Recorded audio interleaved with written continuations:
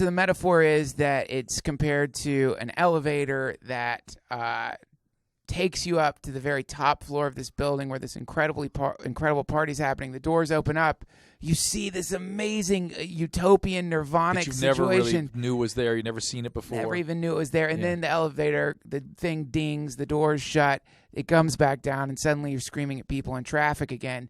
And that's the problem, is that... And so that's an analogy for what hallucinogens do. That's and of right. course, and this is, again, my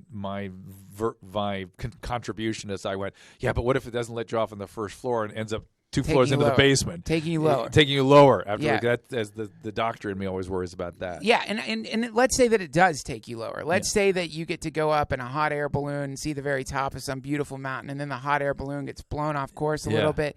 You've still seen the top of the mountain, and I think that there's the independent value of that. There's an independent value, risk. Despite the risk. And then I asked the question, so how do we get there in a way that we're in control over and we can stay there? Yeah, that's the big question. Yeah.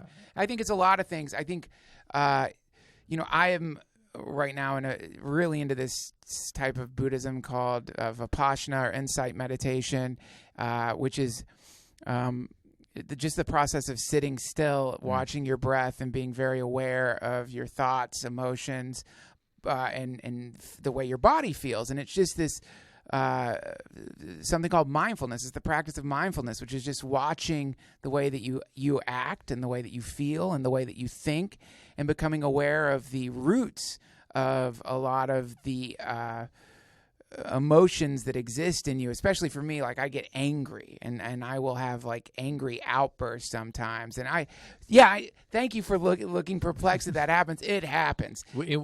Just sitting by yourself, anger will come out, or is it like traffic?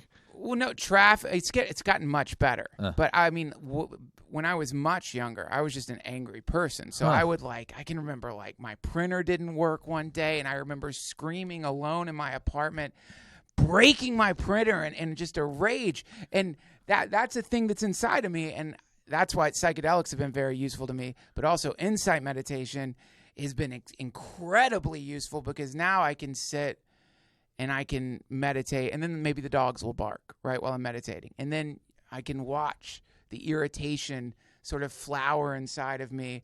And then when it's there, in insight meditation, they say, look at it as though you're sitting in a forest and you're getting to watch a rare animal walking out into a clearing. And instead of, as most of us do when anger comes in, we react to it. We go into reactivity mode, which is like maybe you would stop meditating and scream at your dogs, or you would do something to like make them quiet. So a behavior that amplifies it, really. Yeah, that's it. So you just watch. You watch.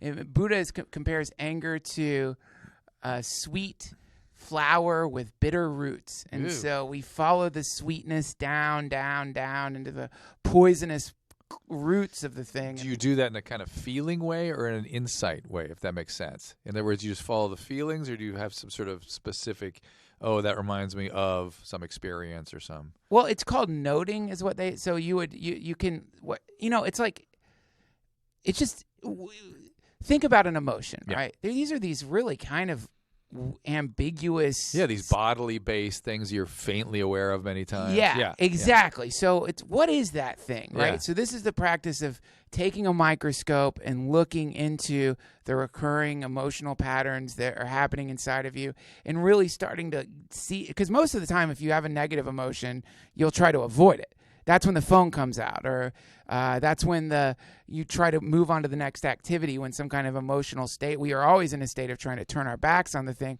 What happens if we don't turn our backs and zoom in on the thing and see what is this fractal? And it's really an interesting practice, because you start getting deeper into the thing, and it's like you can visualize what it might look like. You can see it as a color or a form or a shape.